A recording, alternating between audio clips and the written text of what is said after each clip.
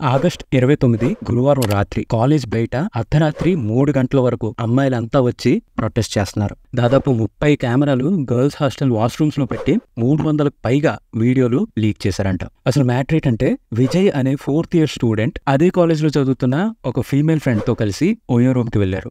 దీన్ని విజయ్ వీడియో తీసి వాళ్ళ ఫ్రెండ్స్ కి షేర్ చేశాడంట. వాళ్ళ ఫ్రెండ్స్ అందరూ కలిసి ఆ అమ్మాయిని బ్లాక్ మెయిల్ చేశారు. నువ్వు మేము చెప్పినట్టు చేయకపోతే నీ వీడియోని సోషల్ మీడియాలో పెట్టి షేర్ చేస్తామని బ్లాక్ మెయిల్ చేశారు. మీ అమ్మాయిల హాస్టల్లో సీక్రెట్ గా కెమెరాలు పెట్టాలని బ్లాక్ మెయిల్ చేశారు. అలా 300కు పైగా వీడియోలు తీసి వాటిని డబ్బుల కోసం అమ్మేశారంట. సీఎం చంద్రబాబు నాయుడు గారు, నారా లోకేష్ గారు స్పందించి దీని వెనుక ఎవరైతే ఉన్నారో వాళ్ళని పట్టుకుని కఠినంగా శిక్షించాలని స్టేట్మెంట్స్ ఇచ్చారు. పోలీసులు విజయ్ ని ఇంకొంతమందిని పట్టుకున్నారు. కానీ వాళ్ళ దగ్గర ఎటువంటి వీడియోస్ దొరకలేదంట. కానీ కాలేజ్ నుండి ఒక అమ్మాయి 1 minute కాల్ రికార్డింగ్ బయటకు వచ్చింది. ఆ రికార్డింగ్ లో ఆ అమ్మాయి మాటలు బట్టి కాలేజ్ యాజమాన్యం ఈ మ్యాటర్ ని కప్పిపుచ్చాలని చూస్తున్నారని క్లియర్ గా తెలుస్తుంది.